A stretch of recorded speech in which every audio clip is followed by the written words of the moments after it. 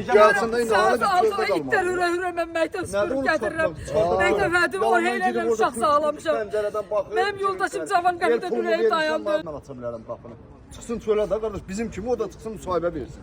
Desin ki qardaş, budur belədir, mən devimi istəyirəm, biz devimizi istəyirik. Oradan türkü baxmaq. Sağın altından mən görəm itlər hürə mən gəlsinlər yerləşdirmirlərsə biz qonşular yığışıb açaq o qapını girsinlər evlərində otursunlar bu gecəni. Nə qayra, qardaş, bütün qonşular burada gözləyirik. Gəlsinlər bunlara bir söz desinlər. Demirlərsə biz qonşu kimi ürəyimiz ağrıyır. Açıq pəncərəni nədir? Yuxarıdan daşıyaq, qalsınlar evlərində. Belə nə ayrı bunu nətər eləyək? Belə yola törmə. Şəxsən birazdan mən ürəyim ağrır. Qonşu əmim oğludur, bibimdir. Belə olmaz axı. Qalxıb oradan açıq girsinlər, içəri yatsınlar. Lazımdır, çöldə nə qədər qalasın, xəstə adamsan. 2 dəfə qızının üstünə skoru gəlib. Nə qaraq elə skoru çağırıq ancaq bura.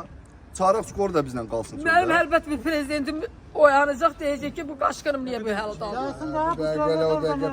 O erməni buradan qovaladı, bu erməni də buradan Mən indi qalxıb oranı açanda onlar... Mən erməninin qapısına girsəm düşman olsa da məni bu günə qoymazdı. Mənim amma öz millətim məni bu qalxıb günə oranı qoydu. açası olsa, oyunda gəlsinlər, siz də müsahibənizi helal. Onunla belə olmaz. Nətər eləyirsən, çöldə qal, biz əlimiz cimizdə, bizim nə eləyirik? Getmirəm, mən doğru getmirəm. Sən getmirsən, oğlun gedir, qızın gedir. Çöldə qalası diyorsan ki.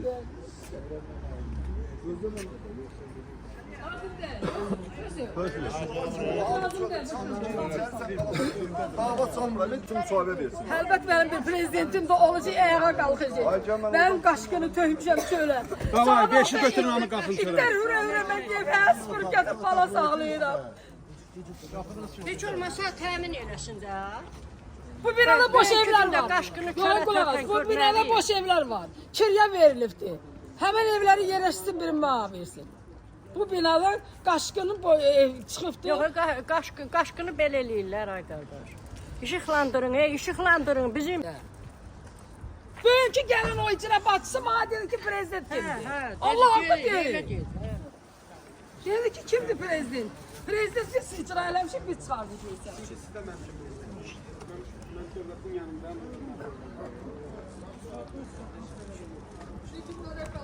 Yerimden olmuşam, evimden olmuşam, eşiğimden olmuşam. Benim de evim vardı, benim de villam vardı kətdə. Yeniyim, koydum geldim, indire gelip olmuşam, kimse panel evine gireceğim. 93. evden 7.